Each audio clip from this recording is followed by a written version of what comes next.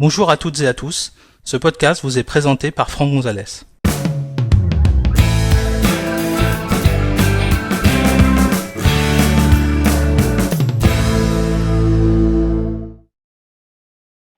Dans cet épisode, nous allons découvrir comment créer une clé USB bootable ou un disque externe bootable contenant l'installeur de macOS Monterey.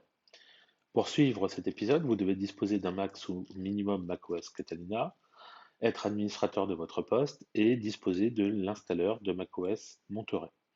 Sachez que cet épisode a été réalisé sur un iMac Intel Core i5 à 2,9 GHz, fonctionnant sous macOS Big Sur version 11.6.2.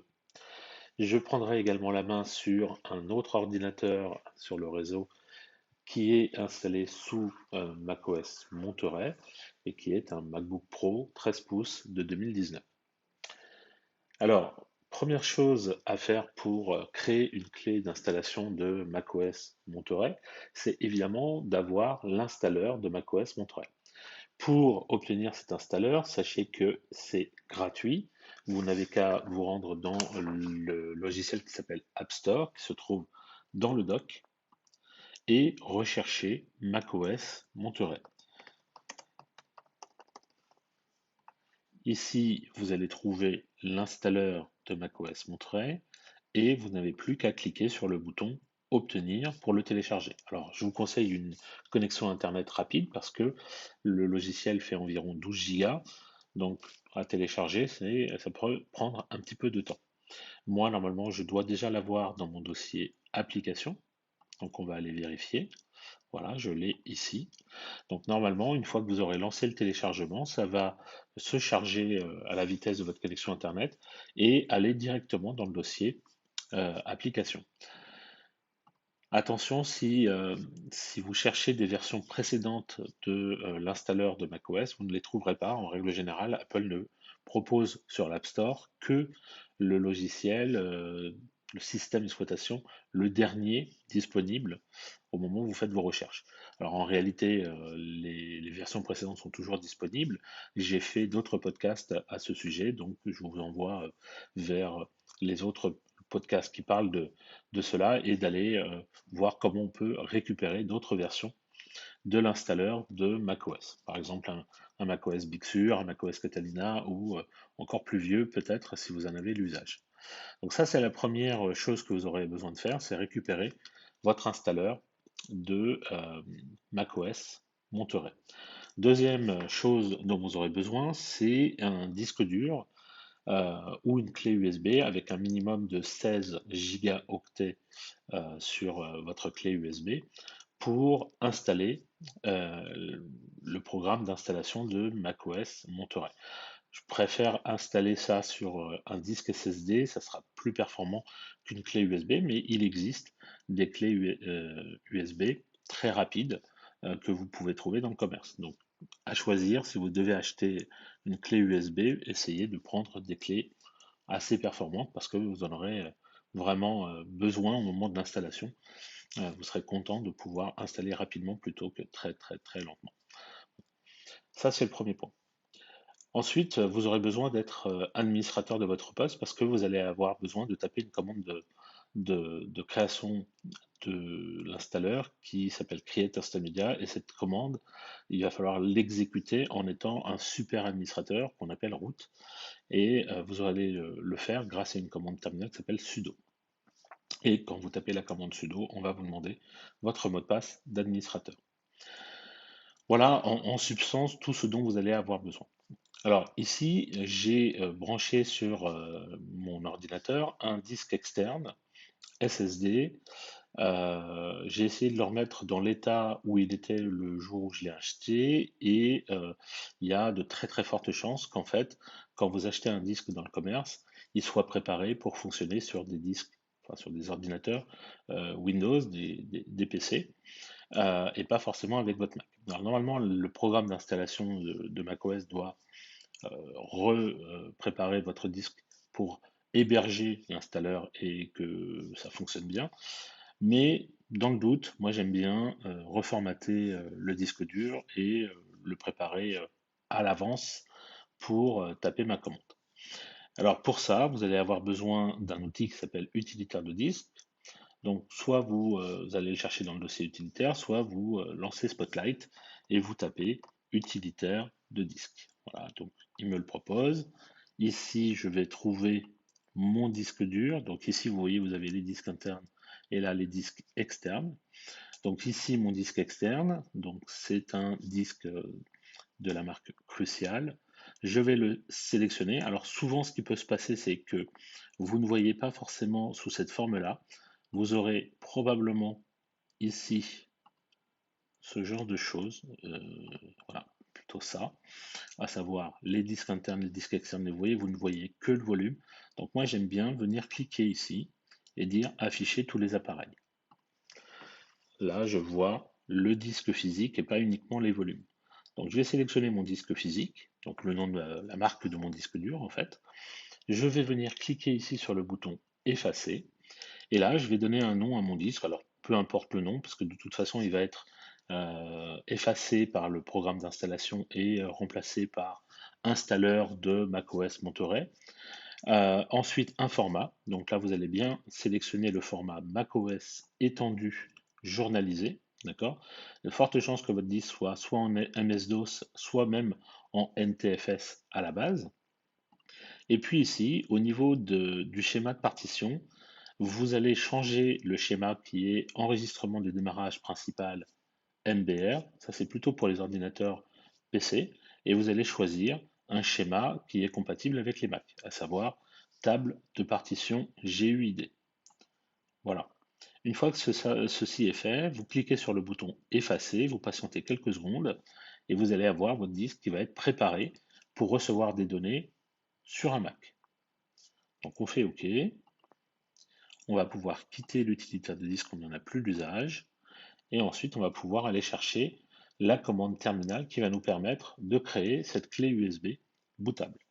Alors, ce que moi j'aime bien faire, c'est ouvrir le disque dur, aller dans le dossier Applications, chercher l'installeur de macOS, et là vous allez faire un clic droit sur l'installeur de macOS Monterey.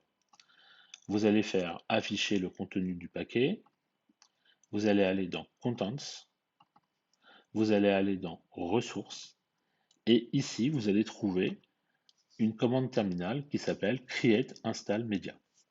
On va mettre cette fenêtre un petit peu sur le côté et on va lancer le terminal. Alors le terminal, hop, pareil que tout à l'heure, on va lancer Spotlight, on va taper terminal et on va le lancer. Ici, vous allez avoir l'endroit où vous allez taper la commande pour créer cette clé USB. Donc moi, je vais essayer d'agrandir un petit peu, donc je vais essayer de faire agrandir, je vais voir. Voilà, que ce soit peut-être un peu plus lisible pour vous, pour voir ce que je tape, mais vous allez voir que c'est pas très compliqué. Donc je vais faire en sorte de voir les deux fenêtres. Donc ma commande va être très très simple, ça va être sudo. Ça c'est pour dire que c'est le super administrateur de mon Mac qui va exécuter la commande qui va être juste derrière. La commande qui m'intéresse, c'est create install media. Je vais venir cliquer sur la fenêtre qui contient le programme de création, enfin la commande terminale, et je vais venir la glisser-déposer. Vous voyez, il y a un petit plus là qui apparaît, et je vais glisser-déposer la commande dans ma fenêtre terminale. Donc là, ça m'écrit tout le chemin. L'avantage de cette opération, c'est que je ne fais pas de faute d'orthographe quand je vais écrire. Je ne me trompe pas dans ma syntaxe. OK? Je vais cliquer sur la flèche, enfin, je vais appuyer avec mon doigt sur la flèche droite de mon clavier pour arrêter le surlignement de ma commande. Derrière, je vais taper moins volume pour lui désigner le disque sur lequel je veux installer ma clé, enfin installer le programme d'installation de macOS Monterey. Je vais pouvoir fermer cette fenêtre d'ailleurs. Voilà. Et ici, ce qu'il attend de moi, c'est de lui désigner le disque dur ou le volume sur lequel je veux installer macOS Monterey, le programme d'installation de macOS Monterey pour être plus précis. Alors je vais prendre le volume sans titre et je vais, pareil, venir le glisser ici. D'accord? Je vais valider. Il va me demander un mot de passe. Donc ça, c'est le mot de passe de mon compte administrateur. Donc je tape le mot de passe. Il va me demander si je suis sûr de vouloir effacer le volume sans titre. Bon, dans la mesure où je viens de le reformater, je suis sûr qu'il n'y a rien dessus, mais imaginons qu'il y ait eu des données, évidemment, ça sera perdu. Donc je vais valider en appuyant sur la touche Y et je vais laisser le programme travailler. Donc vous voyez, il commence d'abord par faire une phase d'effacement du disque dur. Donc il me l'a de nouveau effacé. C'est pour ça que je vous disais tout à l'heure que potentiellement il va le faire. Mais je préfère quand même le faire moi-même. Vous voyez également qu'il a changé le nom. Il l'a appelé Install macOS Monterey. Et là maintenant, il est en train de créer la clé. Donc il est en train de copier les fichiers nécessaires pour rendre ce volume bootable et me permettre d'installer macOS Monterey sur un ordinateur. Donc là, ça peut prendre quelques secondes, quelques minutes, ça dépend de la vitesse de votre disque. Donc pareil, normalement, vous devez voir un pourcentage de copies. Et une fois que c'est terminé, eh bien, le disque va être démarrable, bootable, et vous allez pouvoir l'utiliser sur n'importe quel ordinateur pour installer macOS Monterey plutôt qu'aller à chaque fois le télécharger sur Internet. Donc ça sera quand même beaucoup plus pratique qu'à chaque fois être obligé de retélécharger les 12 et quelques gigas qui forment le programme d'installation de macOS Monterey. Donc on va le laisser finir et à la fin je vais vous montrer ce qu'on va trouver dans le disque dur en question. On peut déjà aller regarder d'ailleurs. Si je double-clique dessus, vous allez voir qu'il est en train de copier l'installeur de macOS Monterey. Alors on pourrait supposer comme ça à tort que en fait en gros il est allé dans le dossier Macintosh HD, dans Applications, et qu'il est en train de prendre ce programme-là et qu'il est en train de le copier tout bêtement ici. Alors il y a bien une phase toute bête de copie de ça vers là, on est d'accord, mais il y a également d'autres choses qui vont être copiées. Ici il manque d'autres dossiers, d'autres fichiers invisibles, donc on ne les voit pas, qui vont être copiés par le programme d'installation pour faire en sorte que justement ce soit démarrable, bootable sur n'importe quel ordinateur. Donc là, vous voyez, il me dit, c'est fini, votre volume est prêt, et vous allez pouvoir l'utiliser pour démarrer et installer macOS Monterey. Donc ça peut être à la fois un outil qui vous permet d'avoir une partition de secours macOS Monterey, et également un outil qui vous permet de installer macOS Monterey sur n'importe quel ordinateur compatible, bien évidemment, macOS Monterey. Ce qui peut se produire également, c'est que de temps en temps, vous ayez des ordinateurs qui vous disent que vous avez besoin de télécharger des firmware pour votre ordinateur. Et donc à ce moment-là, il va falloir que votre ordinateur soit connecté à Internet et permettre à l'installeur de macOS Monterey de récupérer ces fameux firmware. Autre solution qu'on aurait pu utiliser, c'est de taper la même commande, exactement la même, sauf que derrière la commande create install media, vous rajoutez un autre mot-clé, download assets, comme ça, suivi de toujours le nom du volume sur lequel vous voulez installer. Alors évidemment, là maintenant, il a changé de nom, il s'appelle plus volume sans titre, hein, il s'appelle volume install macOS Monterey, donc je peux le reglisser, voilà.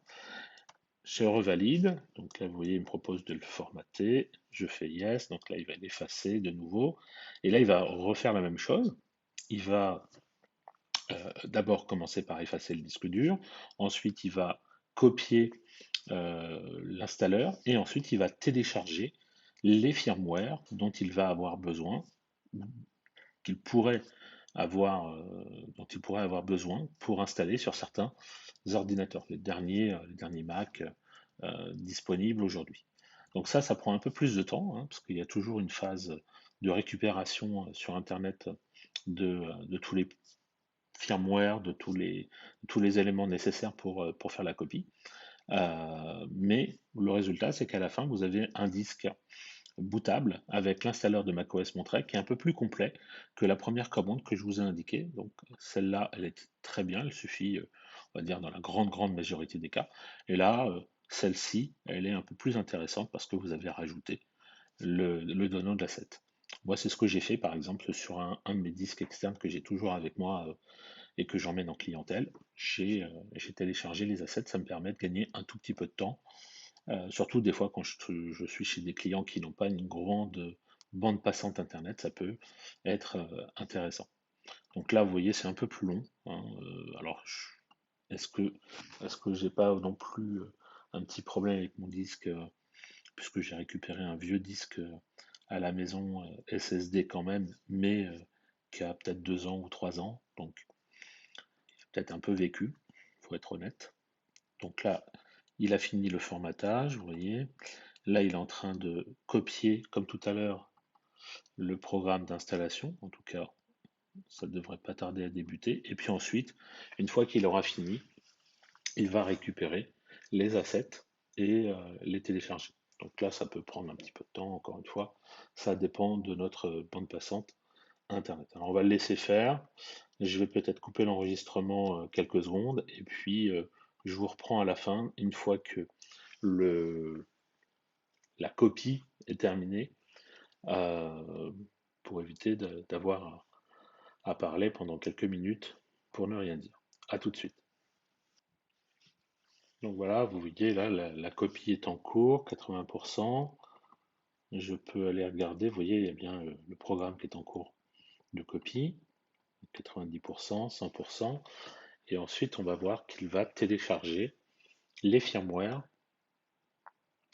pour les Mac. Voilà, et donc vous voyez, il est en train de chercher les assets et il est en train de les télécharger. Donc là, pareil, ça dépend de votre bande passante, hein, ça peut aller plus ou moins vite. Bon, on voit quand même tout de suite que entre la première commande qui consiste simplement à copier, enfin créer le volume d'installation de macOS Monterey sans trop d'options supplémentaires, ça va relativement vite. Et là, dès qu'on veut récupérer les assets, c'est de toute façon un tout petit peu plus long. Cela dit, le temps que vous perdez à la création de votre clé ou votre disque externe bootable avec l'installeur de Monterey, vous le récupérerez plus tard quand vous ferez des installations, si vous en faites plusieurs. Ça peut, euh, Ça peut vous faire gagner quelques minutes, voire quelques dizaines de minutes, ce qui n'est pas négligeable du tout, hein, surtout quand on en fait beaucoup. Donc là, on va le laisser faire. Et à la fin, je vais vous montrer en fait qu'il y a beaucoup plus de choses que uniquement le programme d'installation sur, sur le volume, hein. Si on regarde actuellement, là, vous voyez, l'installeur est là. Mais tout ce qu'il est en train de télécharger, là, on ne le voit pas, parce qu'en fait, c'est dans des dossiers invisibles qui se trouvent quelque part par là. Allez, je vous reprends dans 5 minutes. Voilà, donc là, c'est fini. Vous voyez que il a copié tous les éléments, tous les assets dans le disque dur. Si on va jeter un œil, vous voyez qu'on voit toujours rien, hein, d'accord? Par contre, si j'utilise, donc je vais effacer l'écran, je vais lister le contenu, y compris les dossiers invisibles de ce disque-là, eh bien, vous voyez qu'il y a beaucoup plus de choses que juste l'installeur de macOS Monterey qu'on voit. Vous voyez qu'ici, par exemple, il y a un dossier firmware euh, et d'autres éléments, hein, etc., qui ont été ajoutés. Donc si je fais un open de firmware, par exemple, firm, euh, open ça, firmware, tac, vous voyez ici tous les firmware qui sont téléchargés. Alors c'est pas très lourd pourtant, hein, mais en réalité, il lui a fallu du temps pour aller les récupérer, les fabriquer et les rapatrier sur l'ordinateur. Donc voilà comment on peut créer un volume d'installation de macOS Monterey sur une clé ou sur un disque externe. Moi, je l'ai fait sur un disque SSD, mais vous pouvez le faire bien sûr sur une clé USB. Voilà, merci d'avoir suivi cet épisode. Si vous souhaitez en connaître davantage sur l'utilisation de macOS ou d'iOS, merci de consulter notre site web à l'adresse www.gnosis.com et suivez les thèmes Formation macOS Monterey ou Formation iOS depuis la page d'accueil. À bientôt pour un prochain épisode.